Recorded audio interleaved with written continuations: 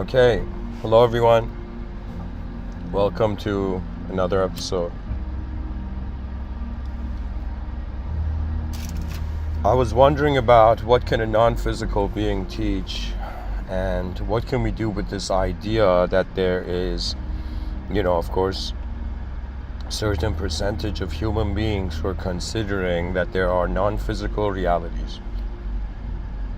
Now, there is nothing right or wrong about this. Okay, because right now in this world, people are starting off from their own corner of the universe and then wondering in some sense if the meaning of reality is beyond their corner.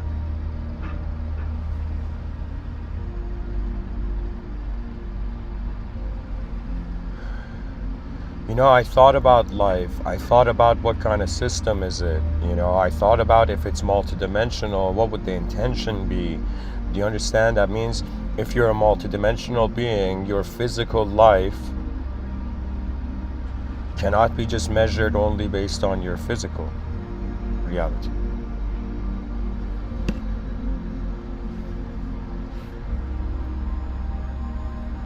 So I thought about it that, we are like physical beings.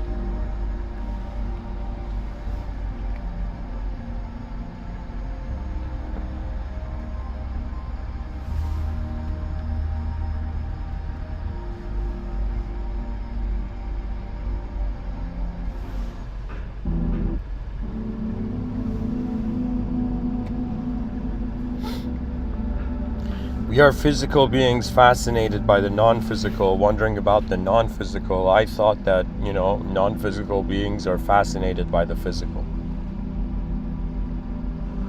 Do imagine that, the ancients would say there is a spirit realm. And the spirit realm was a suggestion of a society, a different society, an invisible, not the human society. Do you understand? It's kind of like, imagine there's a bunch of squirrels, or imagine there's a bunch of ants under a rock. And one of the ants, gets out from under the rock and begins to see that there's human beings, there's bigger beings walking in the realm, and it cannot comprehend it. So what it is this idea of the spirit realm was very fascinating, because in certain Amazonian cultures, they would have the youngest member of the tribe, of the family, hang out with the oldest member, right? And people would be like, why are you giving the grandmother to take care of, the granddaughter and whatnot, right? Not to take care, but the granddaughter would spend a lot of time with the grandmother. And the idea was that they had this view that the child has just stepped out of the spirit realm, and the grandmother, is about to go into the spirit realm. So they're both very close to the spirit realm still. They haven't owned their Iron Man suits yet. Do you know?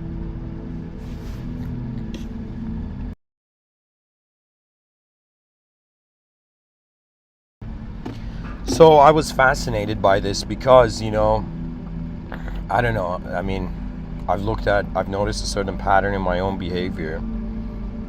And it's not that I'm not saying this is an absolute pattern, but there's been many times where there's been crowded events. And in those crowded events, I don't know if me as a being felt decency, or something made me leave the crowded areas and to go look at the crowd from a corner. Do you know?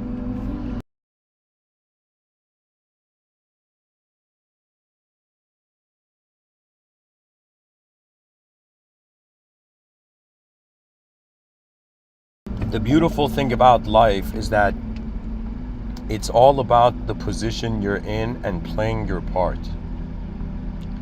Do you know? It's really, we are like substitute worlds for a world that is changing. We have this view, we're individuals in a world. We are individuals living in worlds. But what if it's worlds living in a world? Okay, what if we're not people? What if we are the experience of events of life, events of existence? you know, I'll say something hilarious here. Two, you know, immortal, eternal beings were having a conversation, you know, and the other one's like, hey man, you know, should I be expecting you? You know, are you gonna attend my party at the Andromeda Milky Way collision? You know? And the person's like, I don't know, man. The other eternal immortal being's like, I don't know, man. I might be busy for 1,000 years. I don't know, millions of years. Billions of years. I might be busy for 1,000,000,000 years, man. I don't know. You know, I might be too busy incarnating and building an advanced civilization. You know, that joke.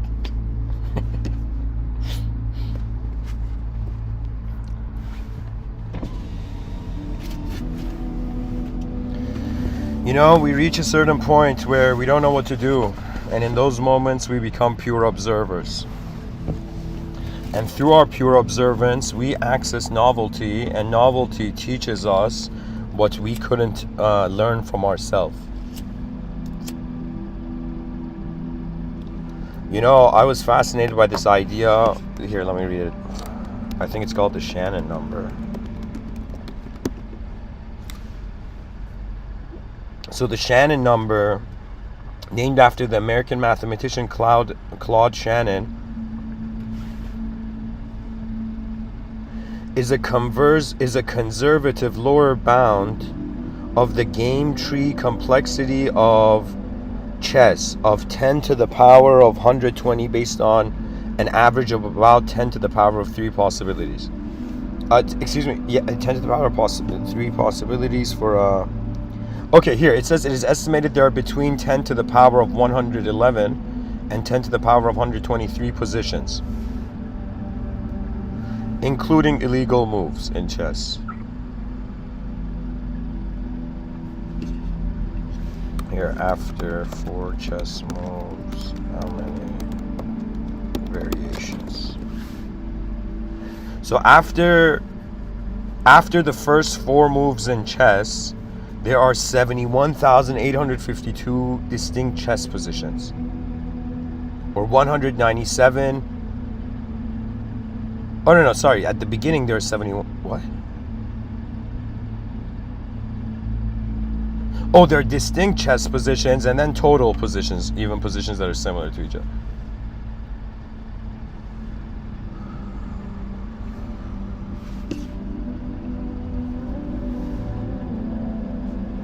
So similarly, I thought, what is this? You know, there's this idea. I was years ago, I remember hearing about this savant. This savant named Daniel Talbot, who I think his name was Daniel Talbot. He remembered 10,000 digits of pi, like 3.14 da da da da.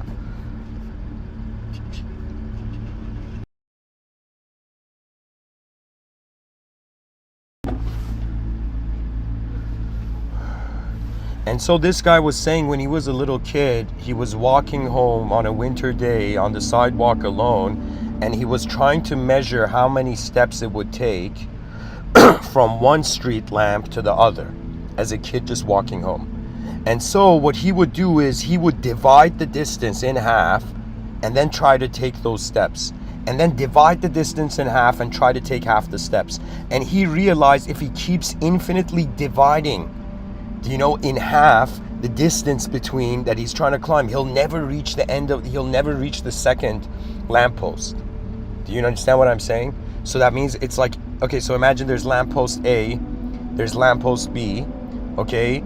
There's a distance like there's a distance of 2 meters in between. So first let's say there's a distance of 4 meters in between. So first you're going to, okay, I'm going to try to walk 2 meters. Then you're going to be like, okay, out of those 2 meters, I'm going to walk 1 meter. Out of that 1 meter, I'm going to walk half a meter. Do you see what I'm saying? And it infinitely gets to a point where you'll never get to the end, right? So it's kind of like horizontally, there is conclusive moments, but sometimes from a vertical angle, hilariously, like they're not, you know? The thing about life is that we will soon understand as a species that what makes to us is an interaction. Meaning is not just a noun. It's not like the scientist conducts an experiment and then gets a result and they're like, okay, we know more about the noun of everything, because everything is a verb. Do you understand? This is why spirituality makes sense, okay, if you consider that intellect is for understanding of nouns. That means if you were a verb right now, how could you know if you're physical or non-physical? If I was a being changing, imagine oscillating between the two, how would you know I'm physical or non-physical? Right? And right now, the only reason people can be like, yo, you know, you're somebody, we can listen to you and all of this, is simply because I am changing slower than the world is. Do you understand?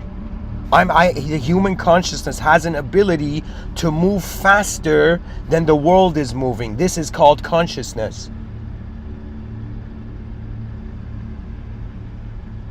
You know before it happens.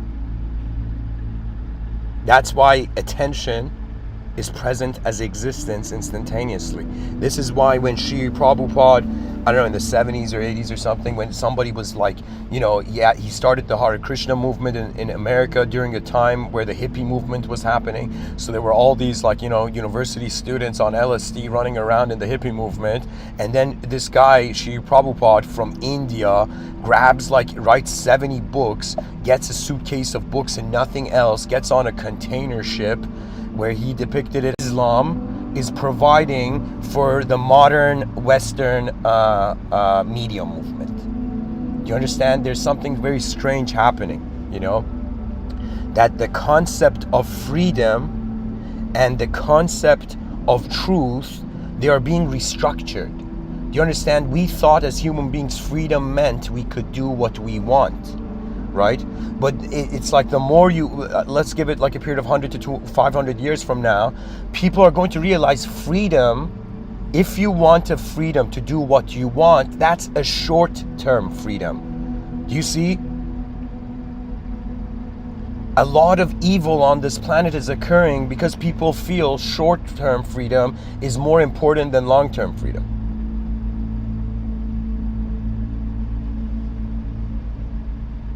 Do you understand? If the world descends into a position where we can't honor anything, we will not destroy ourselves, we will destroy the world's meaning.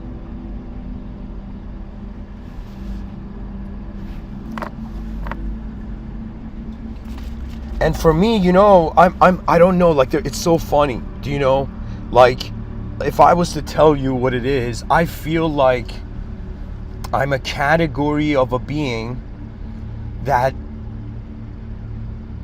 it's as if in this life I'm here to experience an archetype that is not a past archetype. I honor my ancestors too much to act like them, because then they will tremble in their graves. Do you understand? If we behave, like, I'll give you an example, right? If your ancestors were, like, this is my personal opinion. You could call me a fool, you could call me, you know, a terrible person, whatever, but this is my opinion, right? That when, for example, all the religious people on the planet, hear me now, when religion came in the 6th century, let's say, for example, in certain religions came at different times. The order, I think, is Zoroastrianism, a bunch of other things. And then we have Judaism. We have oh my God, how am I forgetting this?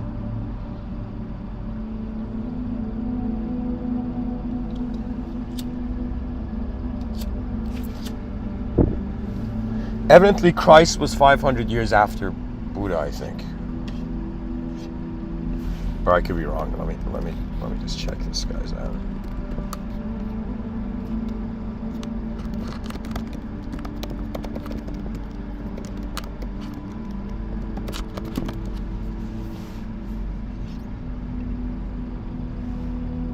Okay, I think I found it.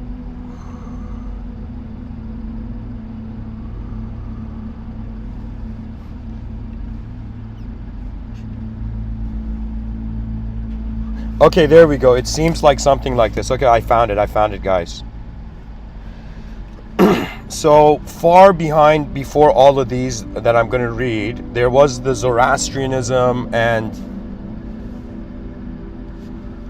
Okay, here it's different, but here I'll read it. Okay, so it says before more than 3,000, like before 3000 BC, there seems to have been an origin of Judaism, but I don't think it was the Judaism that, I don't know. Then it says between 2000 BC and 1000 BC was the origin of Hinduism. Between 1000 BC and 0 AD is the origin of Buddhism and the origin of Jainism. And then we have at 0 AD being the origin of Christianity, life of Jesus. And then we have the origin of Catholicism from 0 AD to 10,000 AD. And then the fall of Rome. And then, from 0 AD to 1000 AD. Then, okay, so, so it's kind of like Hinduism. I think it's like Hinduism, then Judaism. But here it's saying it's Judaism, then Hinduism. I know the earliest, because the Hindu culture, I think Hinduism is one of the oldest, right? And Zoroastrianism, some people say that was one of the first religions that actually utilized the dualistic factor in their metaphysics. Okay, they actually utilized duality. There's a good God and a bad God. It's one of the first,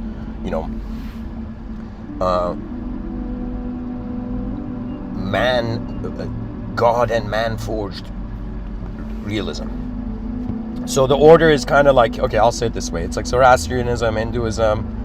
Hinduism might even be older than Zoroastrianism, but because they've had wars, I think not. Okay, so we have Hinduism, Judaism.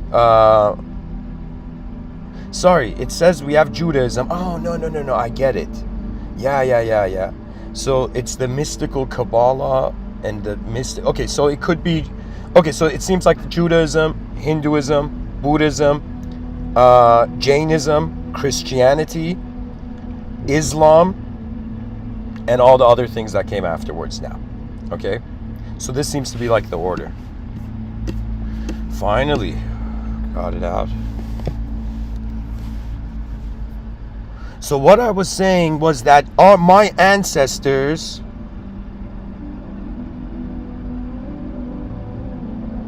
they were authentic, okay? Let's say you're someone who come from a Christian tradition, whatever religion you come, right?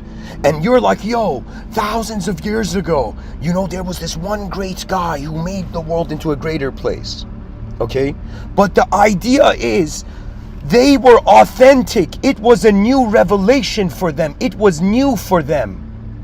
Do you understand? They were living as new human beings. The prophets did not behave like people before them. They were bringing something new. That's why everybody went there.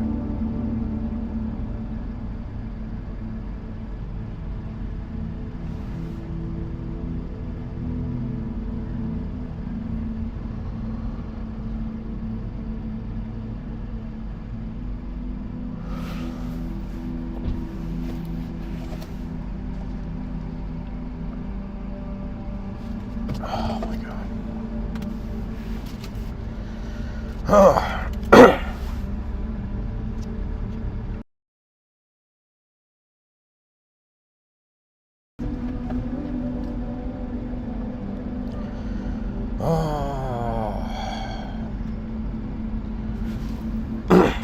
It's like, world, why are you making no sense?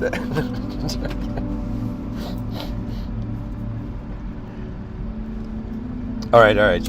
So what I was trying to say was that authenticity seems to be something parallel to the novelty of divinity.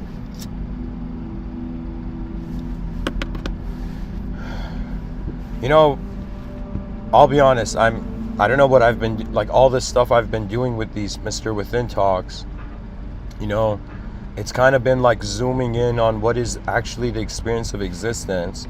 And once you realize it, it's like you get bored. I don't know if this is a byproduct of wisdom, but you get bored.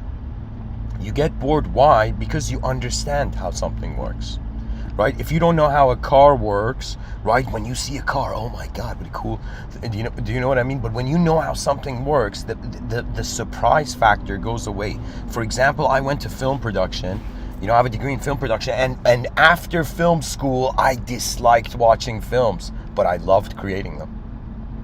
Now when I play film, when I watch a film, it's like, I'm like, yo, the director's kind of like behind the scenes being like, good job, man. Just do what I say.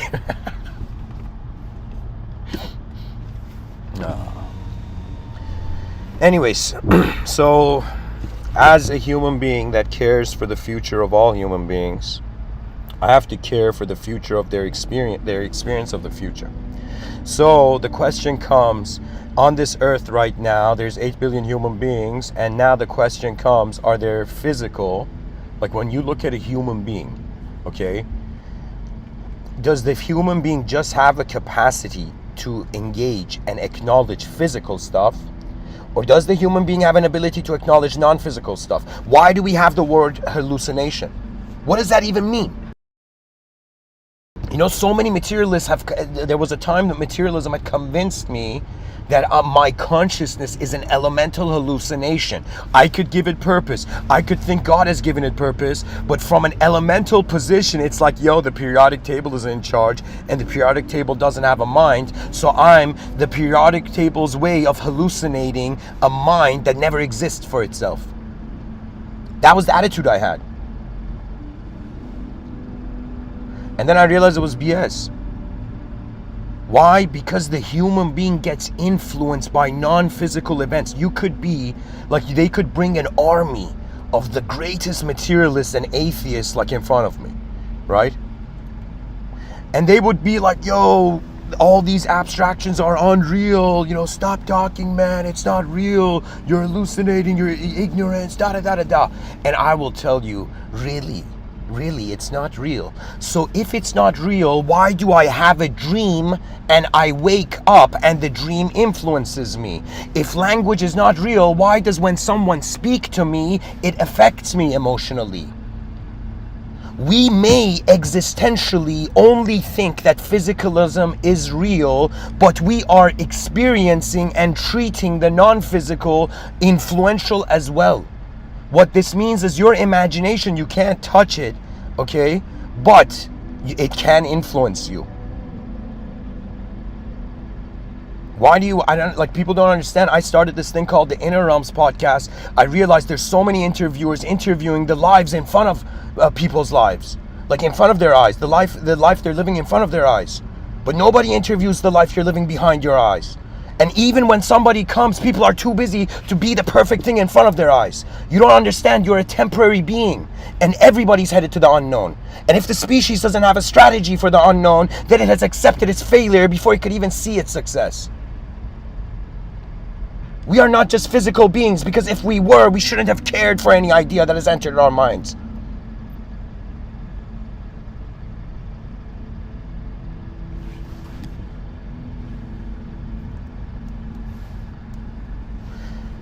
Recently, I've become more honest with myself, and I've realized, this might sound really bizarre, what I'm gonna say, but I've come to this conclusion that egotistical love cannot exist. A person cannot love anything other than their whole being. If you see someone, like right now, like just, you know, go for a walk one day and look at people and just try to think who they are. Just by seeing them. Just by how they move. How their eyes, what they look at. How they express themselves. And you will be fascinated how much of what you think you know about people is your mind. When you realize you don't know anyone, that's, like, to me, that's a way more enlightened individual. Imagine they ask someone, who are you? I'm super duper love consciousness, right? And then they ask somebody else, what are you? I don't know. Which one would you go towards? Which one would you value more? The one that has just put a box on his head so it sees only one thing all the time. You've come in a world, infinite views, infinite, so many different angles you can look at in this life. But people get convinced that, okay, 24/7, everything should be just the way I want. Oh, do you know? Shame. Who was that lady in Game of Thrones saying shame, shame, shame? She was shaming the ego of that queen. that she thought she could take what destiny had not given her. Do you see? I remember when I was younger, my mind had an ability to see someone and try to, like a detective, like a fictional, make them into my fictional perfect cup of tea. Do you understand? My mind had an ability to make people, give people a value that I automatically behave they are that value. And you might not believe it, after 30 years, I suddenly woke up. I woke up from the wasteland that I thought was heaven.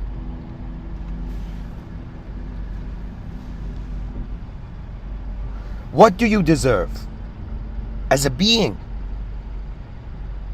What does your species deserve? Am I the only one asking this? Right? We all assemble into teams, groups, families, but we haven't had the IQ to assemble a global team. To realize that before we are our cultural programming, we are human, we are humanity. We are human before ideas tear us apart. That is the common denominator. This is why I'm all the spiritual people I see, I tell them be human first. You have not been born as a human to not be human. If you see something more than the human, good for you. You have been kind, so the world has been kind to you.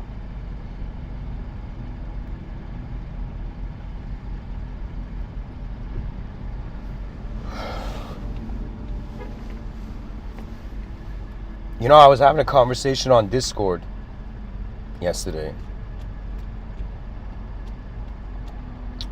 And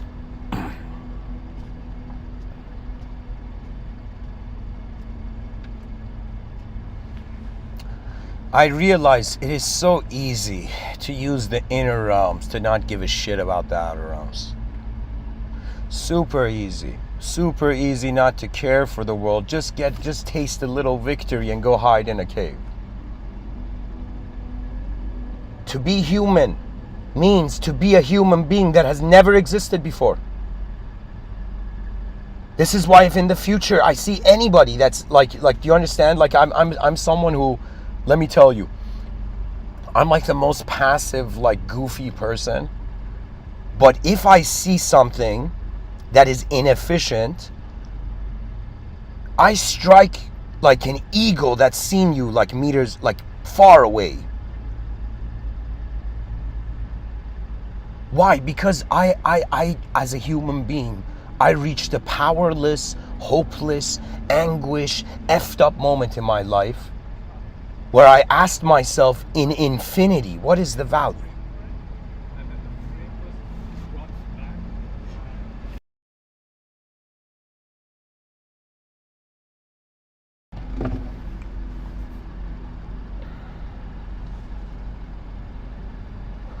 And you know, I realized something.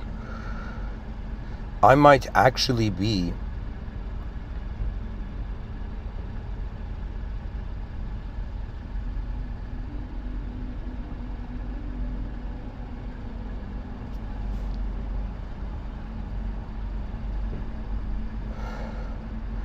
I don't know. There are moments where I realize, you know, I'm a smart human, but a universal fool. And there are moments where I feel the intelligence belongs to the universe, and I have just been blessed to be on the ride. Do you understand? It's an energy. Everybody you see, can't consider them a personality, a soul, an individual, but they are the administrator of a container of energy. So on this planet, you have the option of understanding yourself energetically when it comes to existence.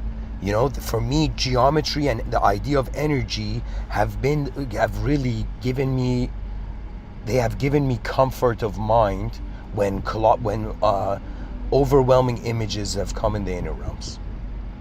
Right? There was once, I remember, in my interrupts, this was years ago, I don't know, I think it was a mid-talk or something, I saw a vision of the lost children of cyberspace and the impurity of the future. And it was as if just for a moment there were tears in my eyes, and I was like, Logos, what the fuck? Do you know? And then the Logos, it was as if the universe was saying, hey, relax. Just because you can see the whole thing doesn't mean you have to be the whole thing. And that's what I'm learning as a being. Do you know, I think the beings, you know, it's as if this is, I don't know, but I think it's like this is the bodhisattvic realization that once you are free as an individual, you discover how you are not free as a collective, and you will come to where I am giving these talks.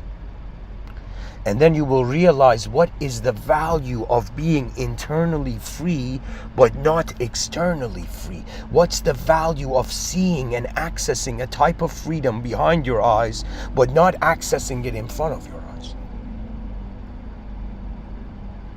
And that's what I realized.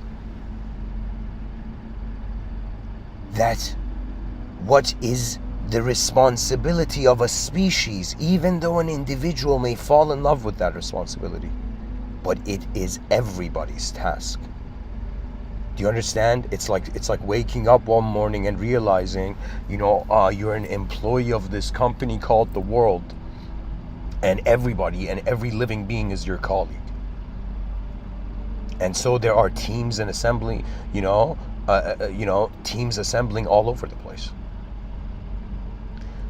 You know, I saw this hilarious video. I saw it this morning, you know, it was like one of these YouTube short videos.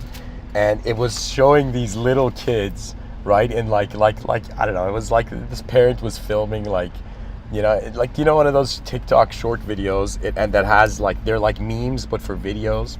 Like they have sentences on them, but they're a video.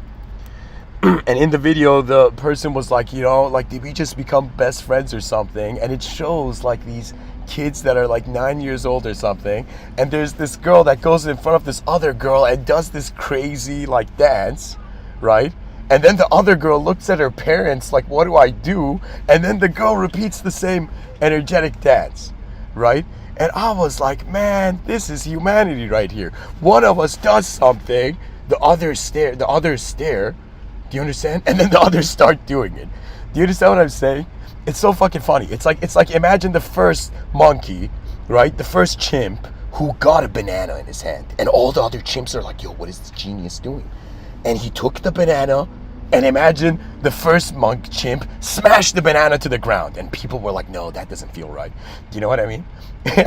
Then the genius chimp tried it again, and this time, or let's say another chimp came and opened the banana. And all the chimps jumped up in the air. Oh my God, this thing that we thought you could only crush can be opened. And everybody started opening bananas. Do you understand? So what this means is that treat this plane of existence as an intelligent server. And all the individuals, all those online in that server are influencing what the server is, because they are expressing in the server. So if somebody does something bad, imagine the world's like, buddy, you're representing me, don't embarrass me. When somebody does something good, the world's like, nice, I got good representation, you know. When we're kind, you know, that happens. You know, people might not believe it, but once I communicated with an ant. Single ant, okay?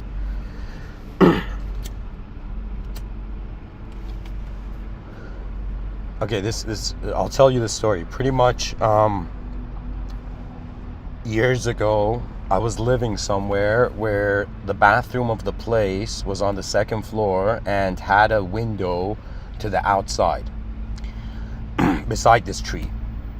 One day, I remember there was a hole. I don't know what had happened. There was this metal screen to the window, and there was a hole Okay, the screen had a hole, so I remember, one day I had put a tissue in there to kind of block the hole, but the wind had blown the tissue out.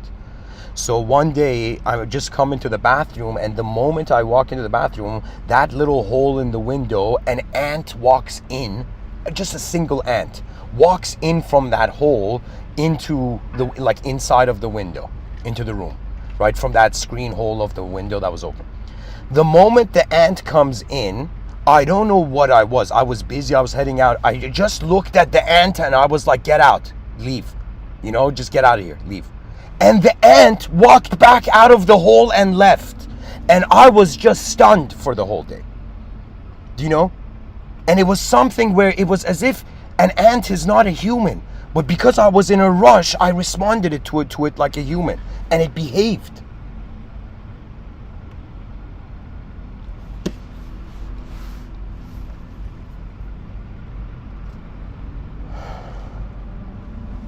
I'm starting to realize that all human beings, love is important, but some people are different. Some people think love is important in the short term, and some people care for long-term love, right? If you love the species in the long term, it means that right now, instead of feeling lovey-dovey all the time, you have to go actually help build the advanced civilization. Do you remember that scene in what was it, like the movie 2012 or End of the World or something, right, where like China begins building these giant boats for everybody? So for me, I'm that point where I'm saying, it's the opposite. Rather than it's the end of the world, the new world is beginning. Who's in some sense ready to build the advanced civilization? Because the effort has to begin at some point. At some point, all the human beings on the planet will be like, yeah, this makes sense. This is the only outcome. What else can we do in the outer realms? We either go extinct, we either live like nature, or as beings that don't want to become responsible for their unnatural, don't want responsibility for their unnatural dimensions, or just trying to hide in nature only. What if you're a being beyond nature? What if you are beyond natural harmony? What if you went after spirituality and realized that you were eternal? Imagine a guy spent a whole physical lifetime, 100 years, just sitting in a cave meditating and being in eternal oneness. And then, do you understand? Imagine after that lifetime, they're like, buddy, you sat on the benches, you sat on the sidelines, even though you found a divine state, but you rejected your humanism when you had come here to be human.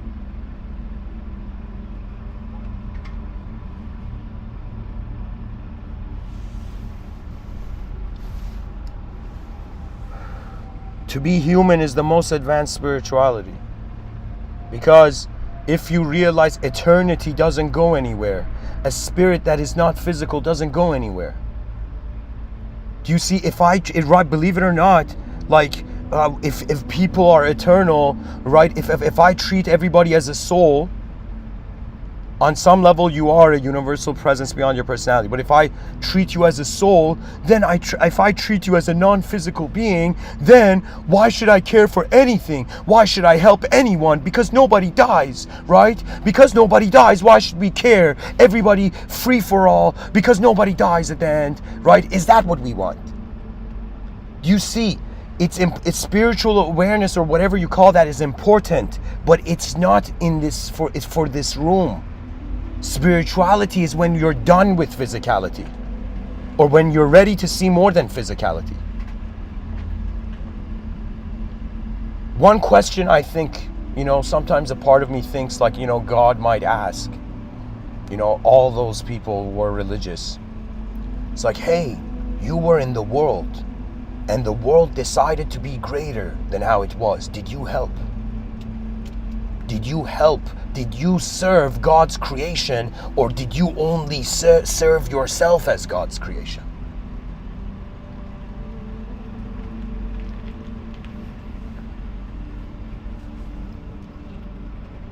The future generations will display a kindness that all those people who were cruel in the past, their egos will break and they will tear up. The future generations will be smart enough to realize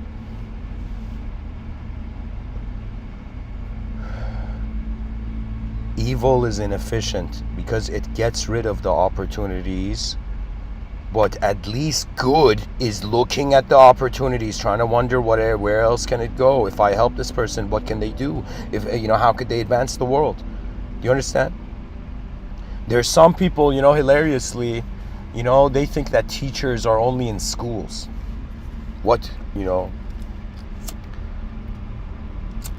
when the world becomes your teacher, you actually learn from every moment, whether you like it or not. Your moment of being is your enlightened guru, because nothing has been with you forever like this. My Mr. Within talks, they're accompanying all those people who are all those living beings in the outer realms here. In the inner realms, in other dimensions, I don't know what my talks look like.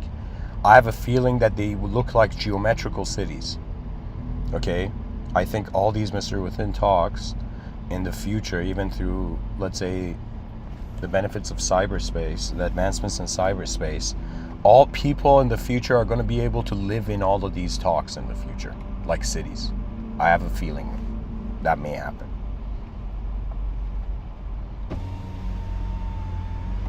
So today, you're hearing these Mr. Within talks. Maybe in the future, you'll be in them.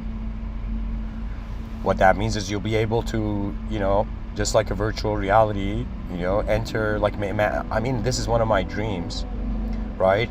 We're too far away to make an actual sky city right now.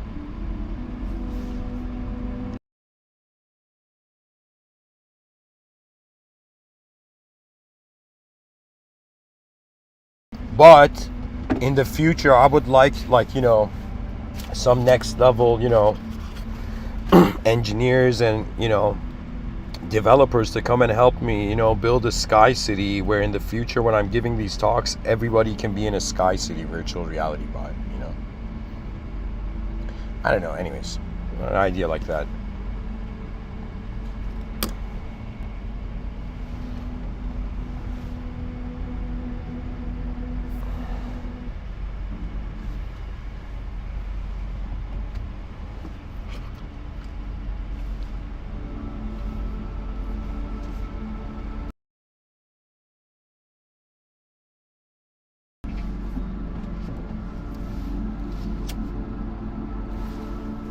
Somebody in the chat section says, "Oh my goodness, I just arrived at this beautiful Buddhist temple way out in the country. Wish you were here."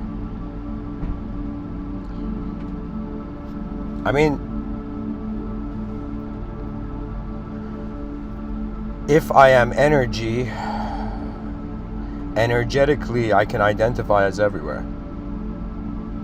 There were these gurus back in the day. The guru had like 100, 200, like imagine like a lot of disciples. And then the guru was about to die. When the guru was about to die, right, he would go to his disciples and he says, "Hey disciples, you've been treating me as you're enlightened, as the focal point of your truth. But if I die, who's going to be your guru?" And then all the disciples are like, "No, Ascended Master, don't die." The Ascended Master's like, "Buddy, I'm old. Like, it's going to happen at some point."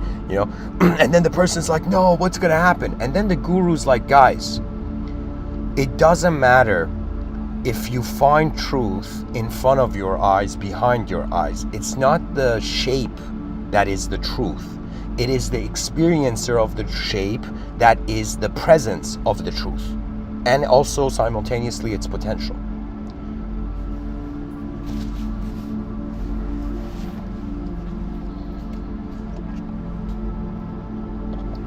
So the idea is that if you're a non-physical being, how can your truth be physical?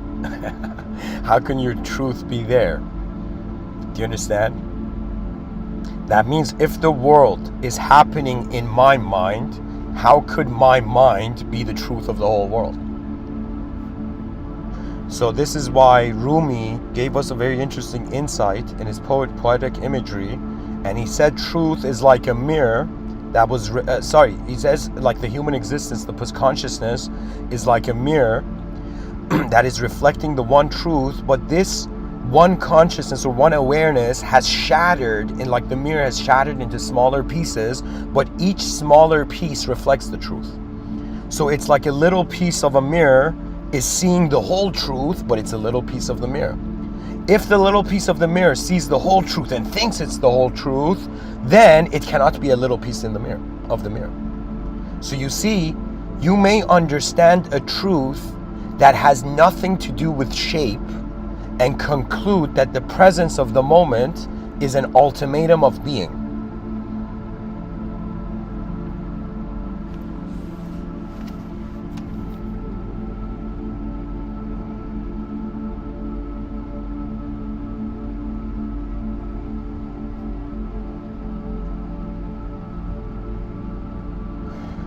You know what's funny? I think that we cannot have world peace ever unless everybody is winning. That's the only way. Because the human nature deviates from decency when it feels it's going to lose in the future. Do you know what that means? That means, why do they say don't do business with family and friends? Because those two beings have different expectations on what they deserve. Right? So if you do business with someone who doesn't have an ability to discriminate between the inner realms and outer realms, they might do little work and think they deserve everything. Do you know? But the idea is that's the mindset of scarcity, right? The idea is that human beings think they don't have, so then it's justifiable to take through cruel means. But what if you are a being that on an experiential level you are not incomplete? It's kind of like the experiencer is experiencing existence incompletely, but the experience is a complete version of the existence in that instance.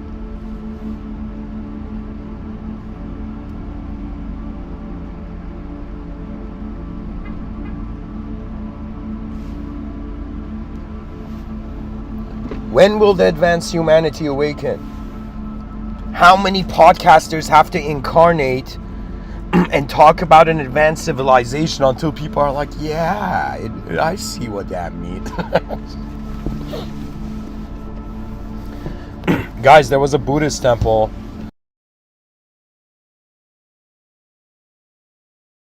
in Toronto. I remember I went to it and I sat there. And after like 40 minutes, my ass hurt and I left. You know, but there is incredible wisdom and mindfulness in Buddhism. You know, Buddhism has such an appreciation for self that it has a capacity to appreciate the self in other dimensions. What ideological systems or transcendental methodology has really been, you know, the best approach is appreciation. If you appreciate what you have, you can also appreciate what can happen to what you have. But if you don't appreciate what you have, you may not even think that far to see what can happen to what you don't like, right? Like I would say it's kind of like chess, right? In chess, sometimes you make a move and you accidentally lose your queen, okay? And you may want to resign. You may get a short-term emotion like, man, my strategy, you know. But the idea is that you should be playing the best move regardless of what chess piece it is. That means if a chess player likes a certain chess piece more than another chess piece, I don't think that's like efficient. I think that's creating bias, creating, you know, disadvantage. You know, something I've been working on myself personally is that I've realized that due to my just, you know, introverted lifestyle,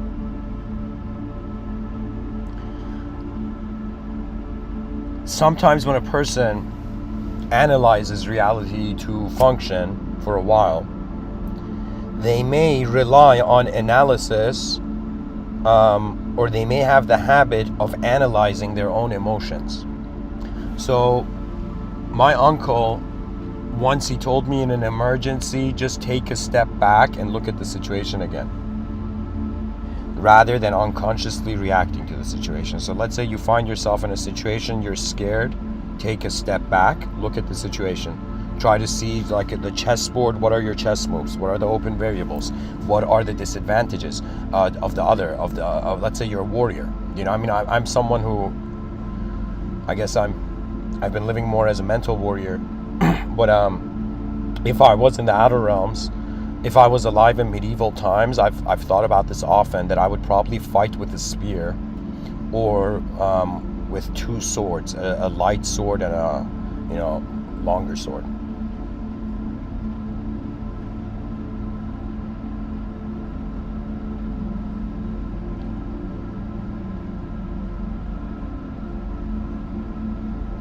Or probably a dagger. Yeah, probably a dagger and a sword. I think that's the best. Dagger and a sword. Why? Because you could use the dagger for so many things. But anyways, it's about, see, just like in chess, anytime your opponent attacks you, they're creating a weakness in their own defense. So anytime something bad happens, it's creating space for something newly good to happen, believe it or not.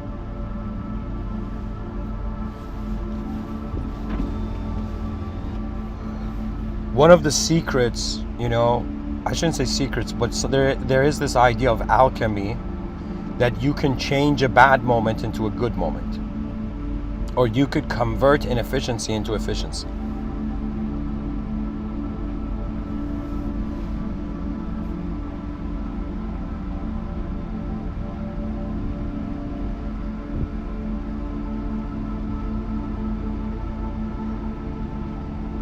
You know, talent arises not because of victory. Talent tends to arise, like people tend to be talented in what they were automatically fascinated in.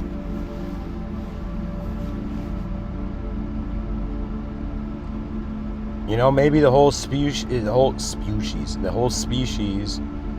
needs a fascination check.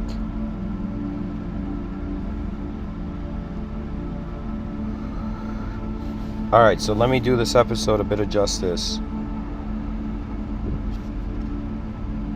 and bring in the notepad.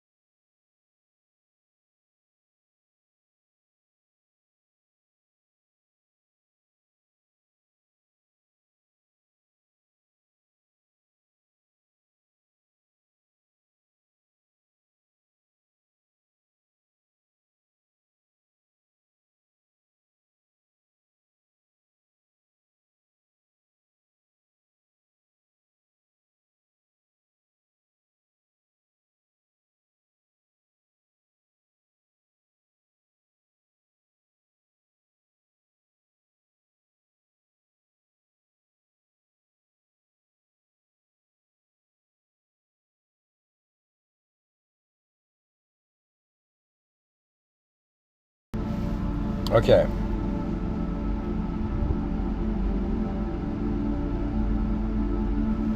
So,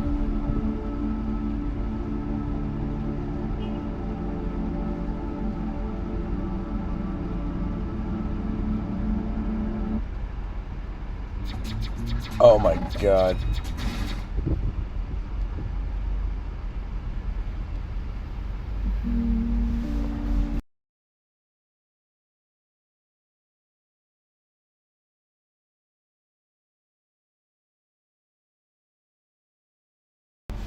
Okay.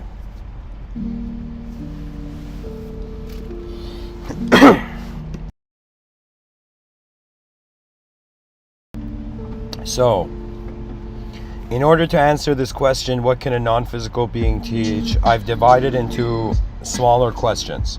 Just like a particle in physics, we saw an atom and we broke it up to understand it. I'm treating a question like an atom and I'm breaking it up into smaller questions. So, what does non-physical mean? Non-physical means that which is not visibly accessible. It does not mean that there is nothing.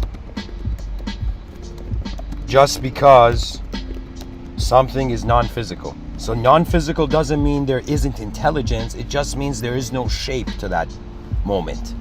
Okay? Or there is no accessible shape based on what you are considering shape.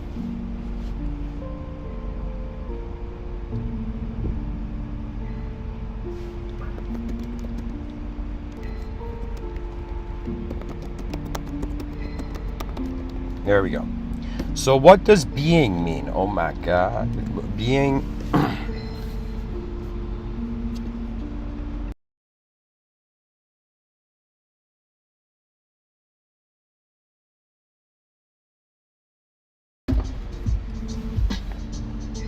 I think being is like that character from Friends. No, Chandler Bing.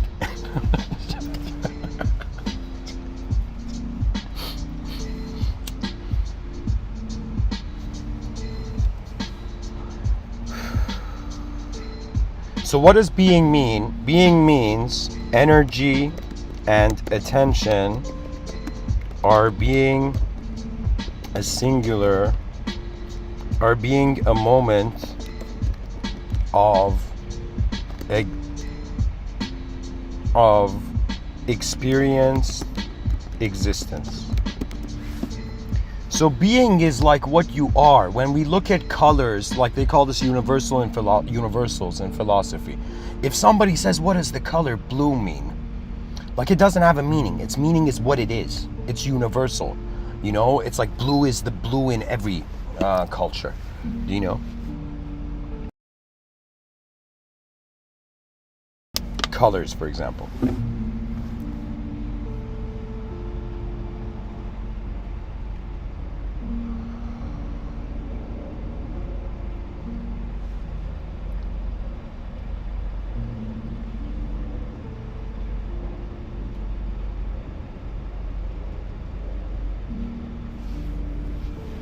Teaching can be said to be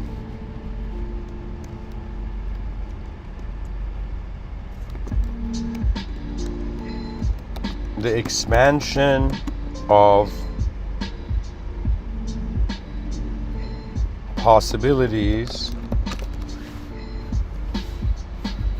within an experiential, existential opportunity. I mean, here I'll write it more simply.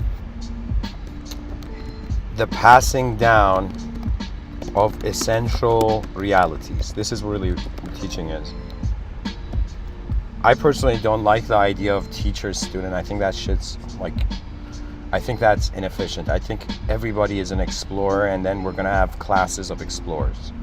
So there's gonna be ranking systems. That means it's gonna be a never-ending ranking system.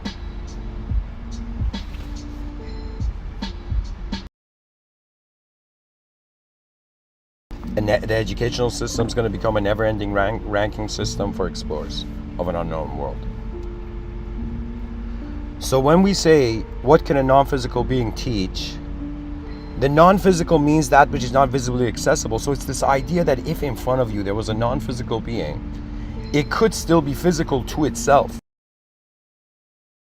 Like when I talk to someone on the phone, if they've never seen me in person, right, I'm literally a non-physical being to them. Do you know? If they haven't seen me in person. I think to most viewers who haven't seen how I look like, I'm a non-physical being to you. You know? But if you saw me, then you would suddenly see what you thought was non-physical at first is actually physical to itself.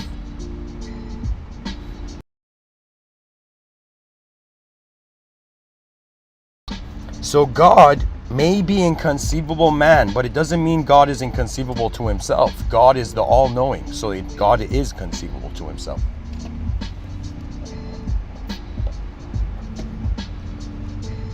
So just like others cannot understand how I'm understanding myself, man cannot understand how God is understanding himself, but we can see through the actions done and the divine will what the will is. So it's kind of like some people turn on the news and they're like, man, what's happening in the world? And some religious people turn on the news and it's like, oh my God, look at what God's thinking today. Look at what God's doing today. Every time there is, like, how would I say it? Like, let's say there's a girl, like, you know, I've had the, blessed privilege of,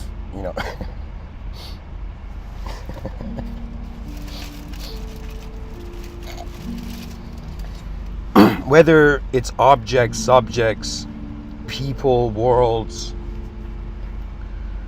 the divine, whatever comes towards me, I have an understanding that it's not because of me. That what happens to me is also because of the world is being through me.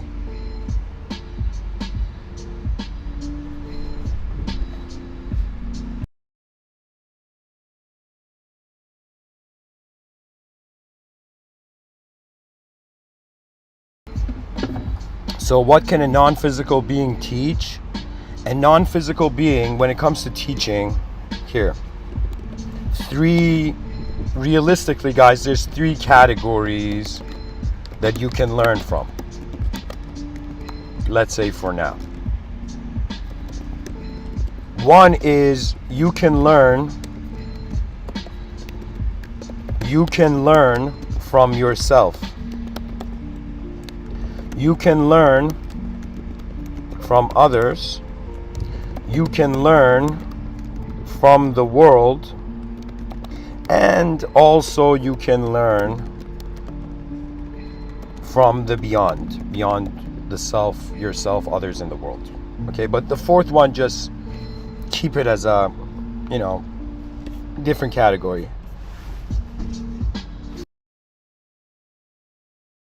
The 4th category, you're not learning from an entity or a world. Okay?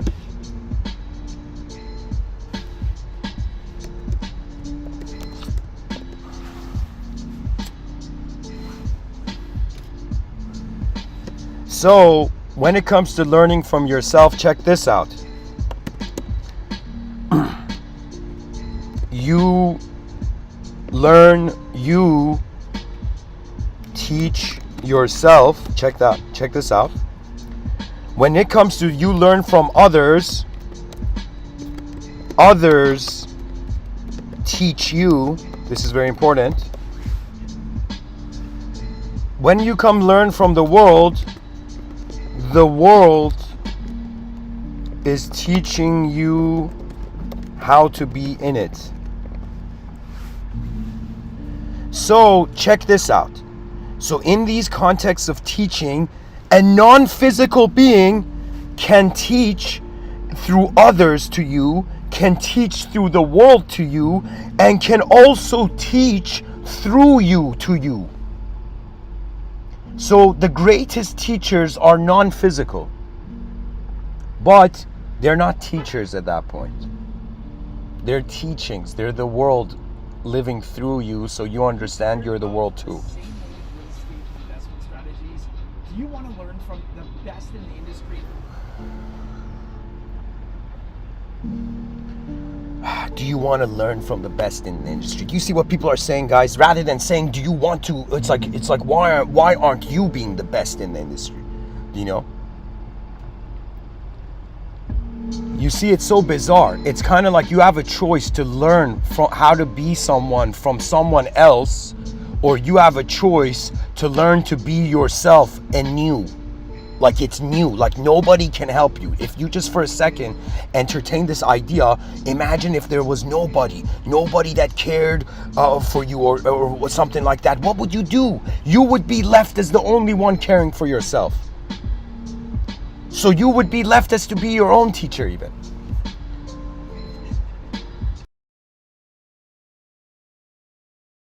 Now this gets interesting because there is this idea that the unconscious body or the mind, the conscious mind, learns through the conceivable body to acquaint itself with the inconceivable. So what it is like, to be honest, this world, an inconceivable being is living in it. Then there's an invisible dimension, and then there's a visible dimension. We are in the visible dimension, but we have the privilege and the strange blessing to notice the invisible and the inconceivable. The invisible we can interact with shape.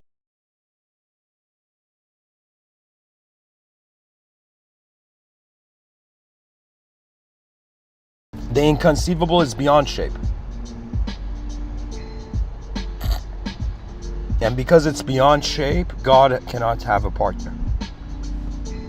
So what this means is an inconceivable being is invisibly moving so that it can visibly exist. So it can be visible.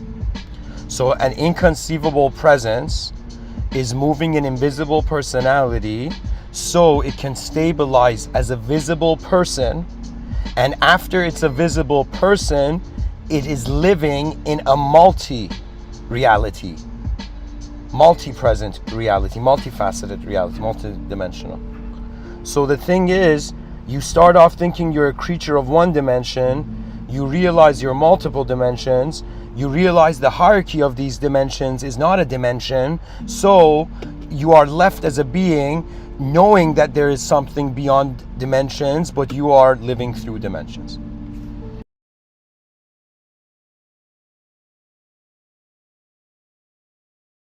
And think of it this way.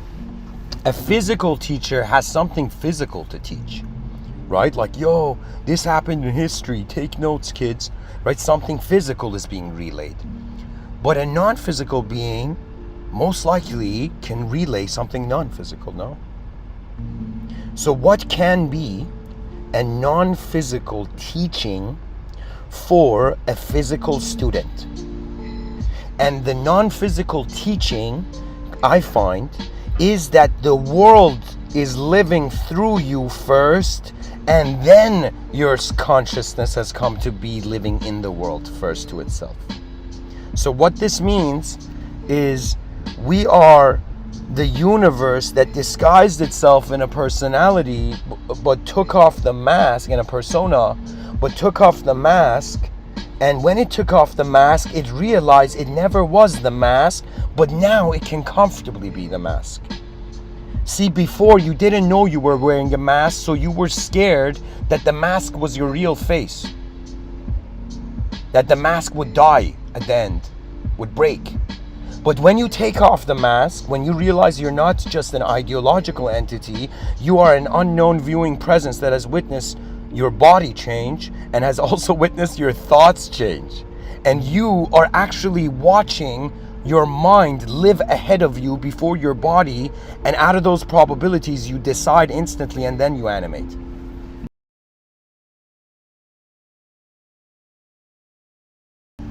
Mr.Within is saying, that human being in history is saying, that rather than just acting as dualistic visible creatures, we are living a visible life, an invisible life, and there's an inconceivable life simultaneously happening.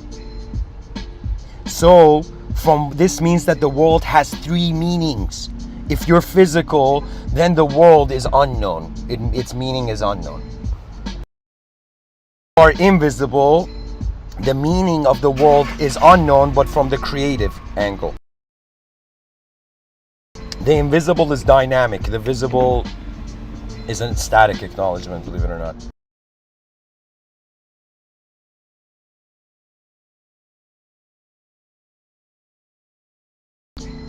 It's just this idea with which process of life do we identify as.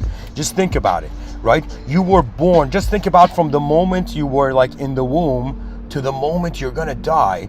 Like, which one are you gonna identify as? Are you like, I can identify as, like a cell. I can identify as who I am when I was 10 years old. I can identify as who I was when I was 20 years old. I could identify with who I am right now. I could identify with who I will be, let's say 20 years from now. I could start acting like a 50-year-old man right now. Do you know?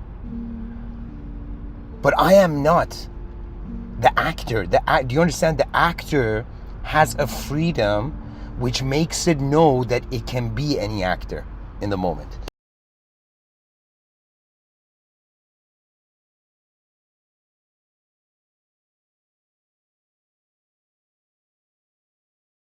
The purpose of consciousness is to realize that if it trusts itself, the world can happen. Or if you trust the world, yourself can happen. That's what I'm learning. I trusted myself thinking that I gotta like ninja it out, like this ninja just running on the tree branches trying to get to his, destination. Then I realized, wait a minute, I'm leaving. Like, it's very difficult. I mean, I think maybe in a week or two I'll have a better resolution on this idea. But it's very bizarre because you don't know if you should help the world or if you should help yourself. Because if you help the world, there's a chance that world could be only the world of yourself. If you help yourself, there could be a chance that you miss out on helping the world. So I was like, if I help the world, I'm helping everybody in it. So that makes sense. But at the same time, it has to be more than just my world. That's what I've come here to understand. That my truth is not just my truth. From my whole life, I've been trying to hold like this, a glowing orb of, oh yeah, I got truth in my hand, like that kind of vibe. And I've realized, no, man, truth is like the atmosphere. It's like oxygen. Right? Or for example, it's like fish in the sea thinking like truth is the ocean, but then they're looking for God. And imagine this school of fish, this school of fish finishes, right? And a bunch of this educated fish, they go to this wise sage of a fish, the sage fish, and they're like, yo, sage fish, what is God? What is truth? God has to be a bigger fish, right? It has to be like a transcendental fish, right? And then the sage is like, nah, man, God is not a fish. God is not a shark. You go near a shark, the shark will eat you. That God, what you thought was your God, will consume you, devour you. You understand? If you think like, a cliff is your God, then if you go towards it, you die. Do you understand what I'm saying? So it's not about what is truth. It's about what you're considering to be truth, which is being your direction, right? Because truth could not be an attribute. It could be the space where the attributes are found. Why do you think there's panpsychists in the world?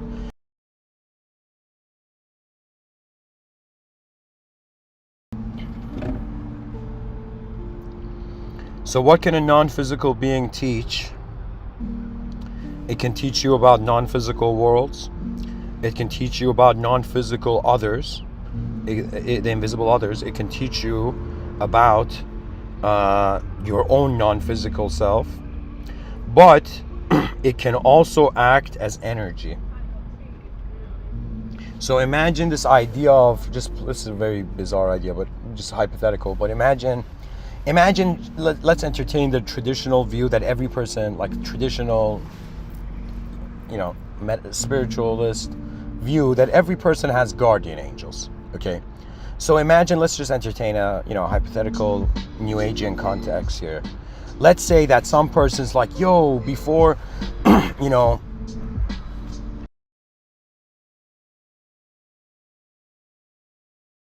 Imagine there's this being, before this being incarnates, like there's a transcendental agency or God, and God says that this being is going to have like 2,000 guardian angels, or this being is going to have 100,000 guardian angels, but in different lifetimes, these guardian angels will be active.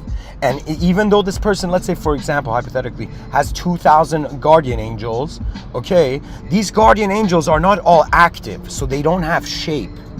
Do you understand? So it's as if in this lifetime, the person has two because he only needs two. Do you know? But let's say after, if you were Buddhist and had this view that there's other lifetimes, right? Maybe in another lifetime, you'd have like, I don't know, 10,000 guardian angels, something like that.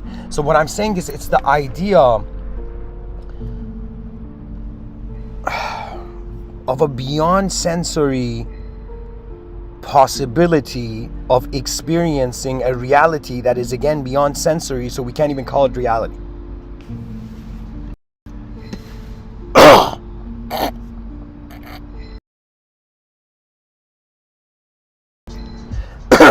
Excuse me. So I guess that's that. What can a non-physical being teach you? It can teach you, it can literally give you viewpoints. That's it.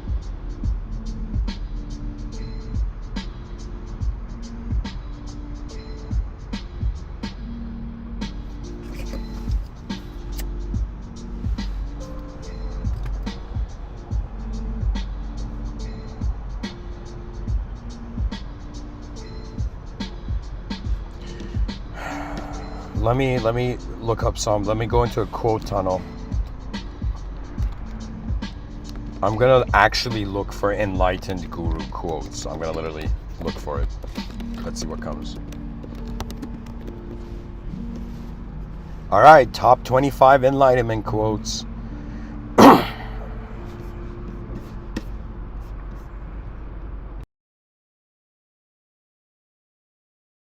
Or sorry guys, let me actually find teacher quotes. Enlightened teacher.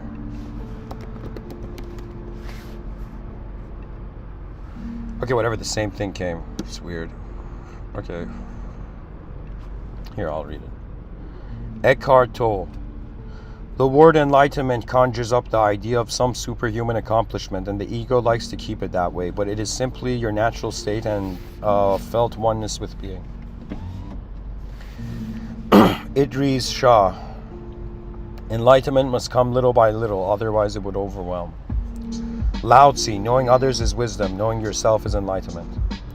Wayne Dyer. If I could define enlightenment briefly, I would say it is the quiet acceptance of what it is, of what is. Man, this is not what I'm looking for, guys. Hold on.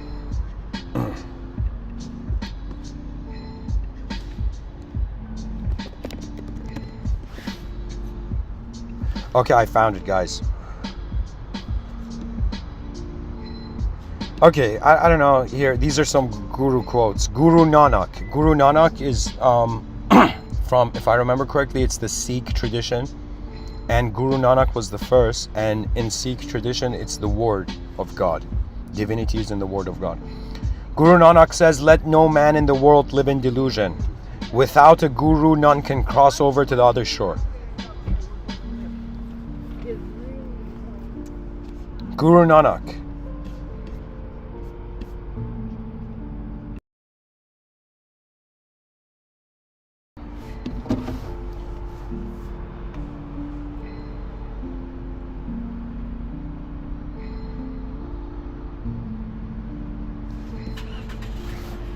There is but one God. His name is Truth.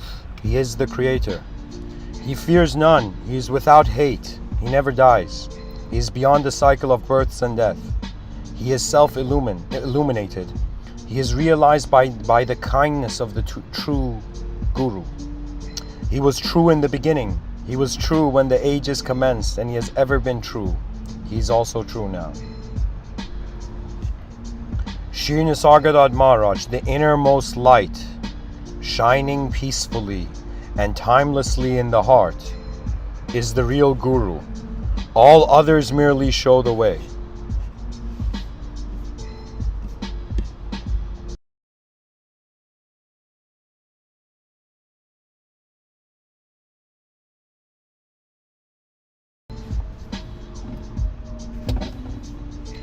Jagi Vasudev, I think this is Sadhguru. If anyone steps on your ego, instantly he becomes your enemy.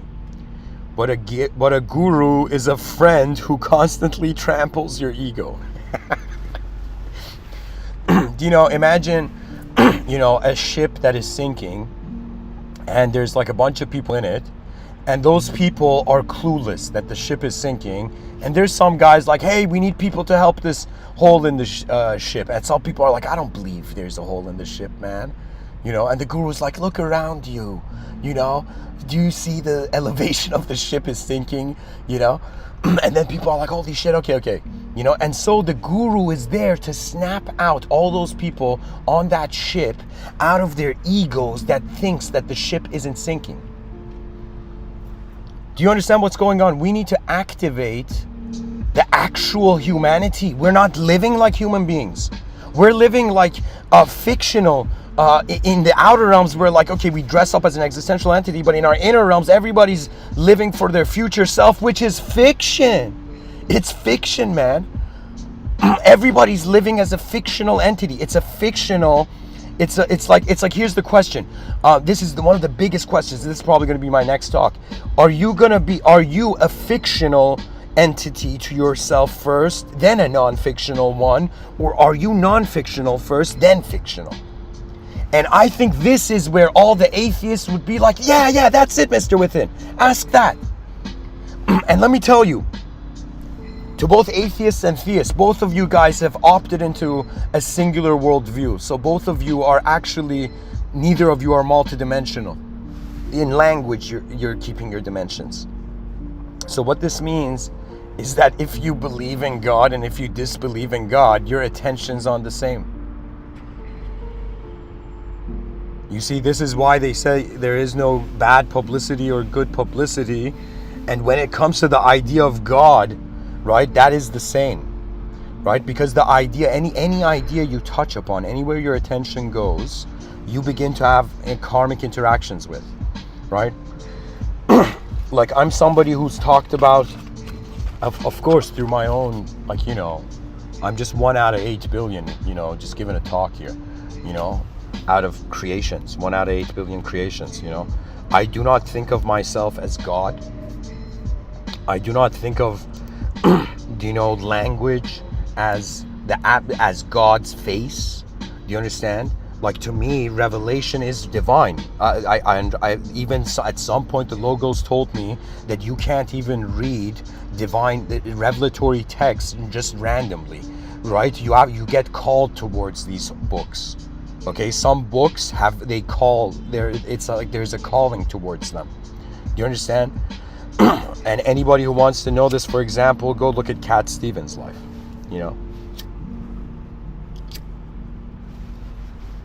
His story, I saw it with Russell Brand was interviewing him, and there was something incredible there.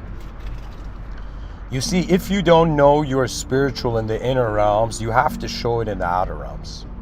You gotta cover yourself with what you are not to at least feel you are that.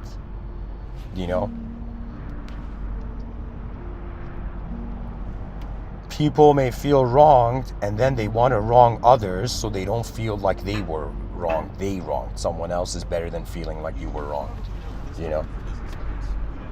But that's the chaos.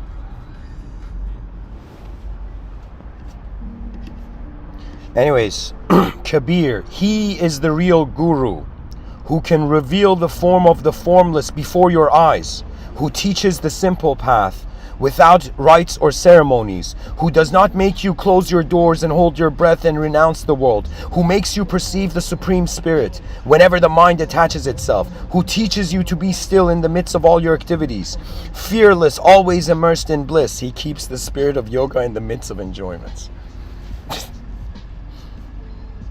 Kabir.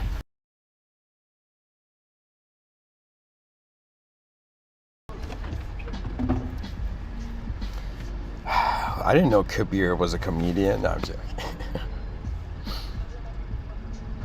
Yes, because your fear goes away when you realize, when you directly experience that you're not just a human personality. You are an unknown presence of how the whole thing's happening. See, anybody who comes and tells me oneness, if you say my presence is oneness, I will be like thumbs up. But if you say my personality is oneness, or the I is oneness, right? I'll be like, get out of here. Do you know why? Because it's lying. Do you understand? So many people are lying to themselves to feel true. But that's temporary. After this life, you're going to be left empty-handed if you were lying to yourself. This is something we all have to deal with. This is the cool thing, right? For me, I was like, yeah, it's one of those things because it has unknown variables. How can I have an absolutist consideration? There was a time, right? Like, my heart's kind of divided. Like, a part of me wants to get married, and another part of me feels like I'm still trying to figure out who I am. I'm still trying to wonder as a soul in this world, what am I here for, right? It's like there's that level of insight, but then there's this view, like, man, it's like, I don't know how to say it. The part of me that is a person loves humanity. The part of me that is a presence feels like, standing in an empty room sometimes, if I identify as just human.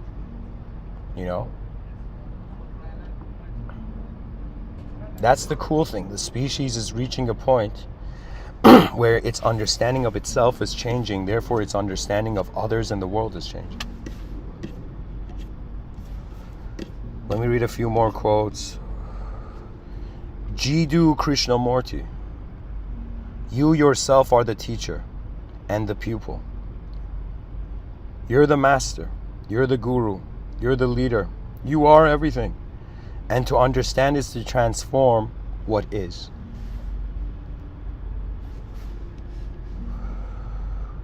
Shri Nisargadatta Maharaj. All that a guru can tell you is, my dear sir, you're quite mistaken about yourself. You're not the person you take yourself to be. Jagi Vasudev. A guru is not someone who holds a torch for you. He is the torch.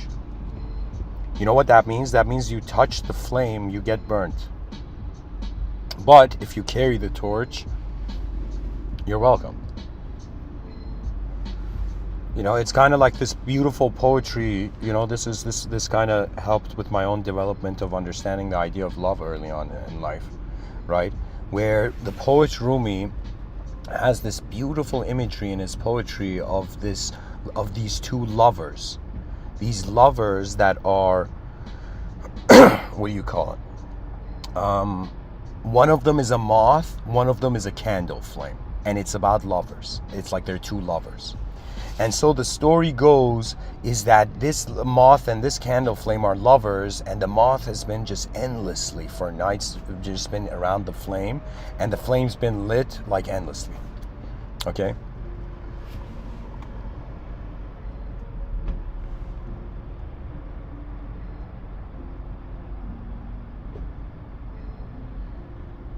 And so in Rumi's poetry, one night, the moth flies too close to the flame and its wing burns. And as the moth is falling from that love, he just looks at the flame and he says, how could you burn me? As if the flame is like, his wife. He says, how could you burn me? Right?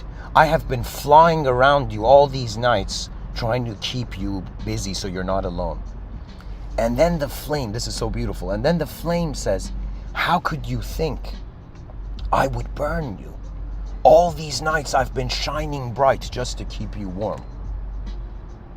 And it was like the beautiful tragedy of how egoic love comes to the conclusion that the love of self with others, ultimately is making us to realize a love with world. So what I'm saying is, it's like children are raised loving their world and then loving the self and others in the world based on how much they also care for the world.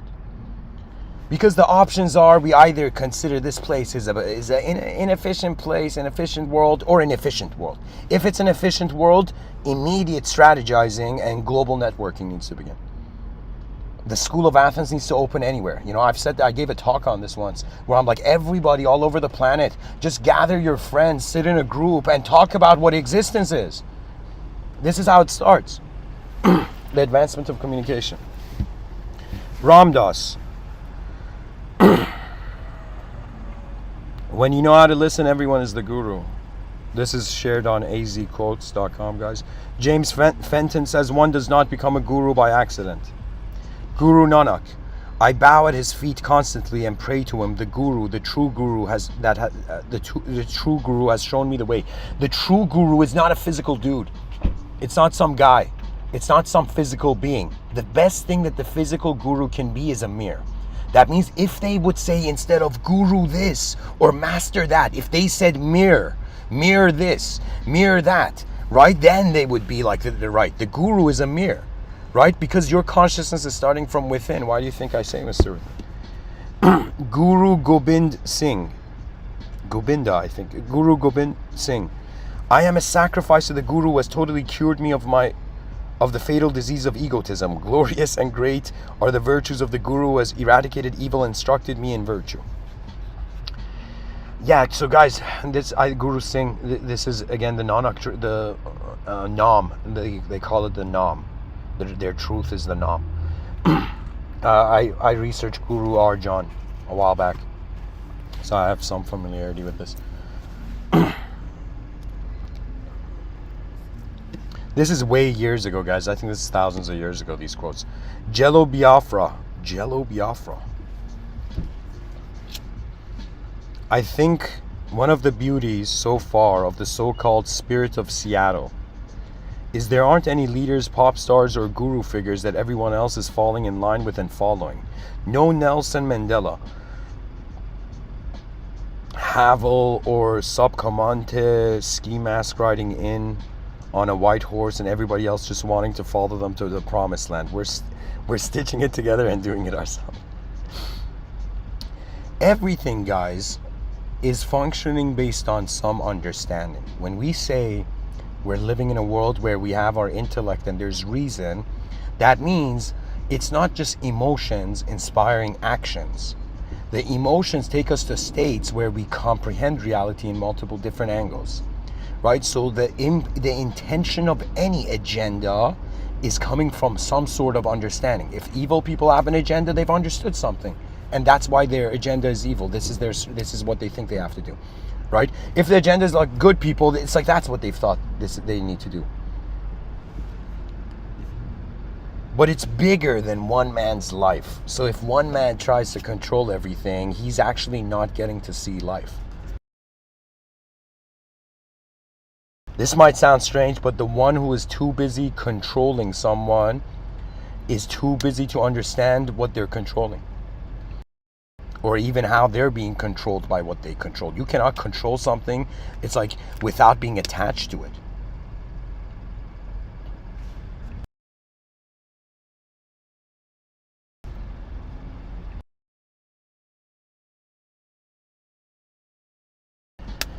Anyways, guys, thank you for listening. I hope this episode was helpful. Let me read one more quote, actually. Krishna Das, don't wait for a guru. Your life is your guru. Well said. Shimon Peres, he was the editor of our paper. He created the publishing house in Hebrew. He was, I wouldn't say the guru, but really he was our teacher and a most respected man. I wrote for the paper of the youth movement.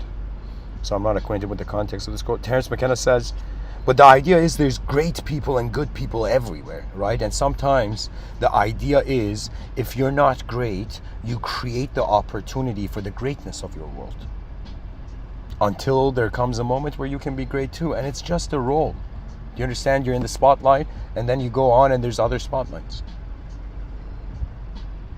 I'm reaching a point where I'm deciding not to be a podcaster anymore. To take some time and go to a completely different field, go to do something completely different than I've been doing all these years, right? And I thought, why? Because usually people, they just zoom in on one, trying to be an expert in one area, right? But then later on in life, they get judged for that one area, right? So my attitude is like, okay, I've given talks so far, right? So I'm gonna pause here and go do something else.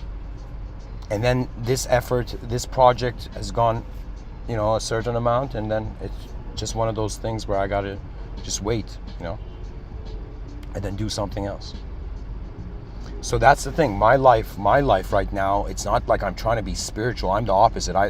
Most people are climbing the mountain to get to the summit. I got to the summit and I realized, the other dimensions, you need wings to fly, and you have wings, but if you use those wings, you're not human. So it defeats the purpose of being human, right? If you are trying to leave humanity. But it's the greatest privilege. I mean, when else can you experience yourself part of an 8 billion member team? This is the only place for the greatest events of collective of the species. Do you understand? We have come here not to live our own lives. We've come here to live as the life of our species, and we need to bring in that honor. That means every human being you see, I don't want you to just see them for who they are in front of you right now. I want you to imagine that this person may have kids, and those kids may influence the world in the future. So in some sense, we have to slowly, the advanced communicators all over the planet have to be like, all right, we got to create atmospheres of efficient expansion. That means after we're done building, like, let's say, fixing the whole of the ship that everyone's on, then we need to quickly find a strategy to get to land, get to the next position.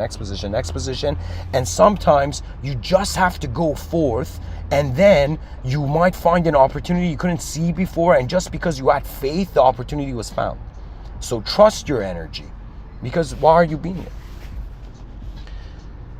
Van Morrison says, no guru, no method, no teacher, just you and I and nature and the Father in the garden.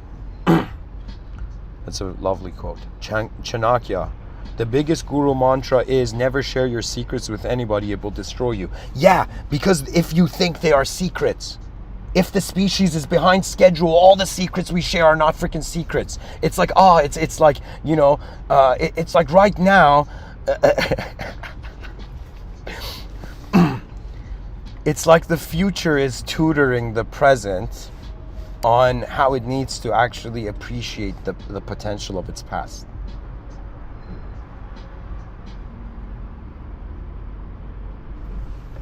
Perhaps being a temporary entity is to be a student of eternity, you know?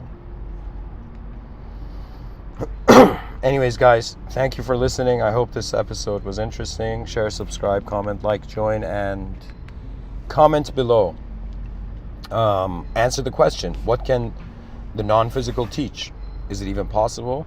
And what does learning beyond ourselves mean? Because that seems to be the point of evolution. Evolution is you used to be something, and then that wasn't efficient anymore, and it was inefficient, so now you're being efficient to be something else.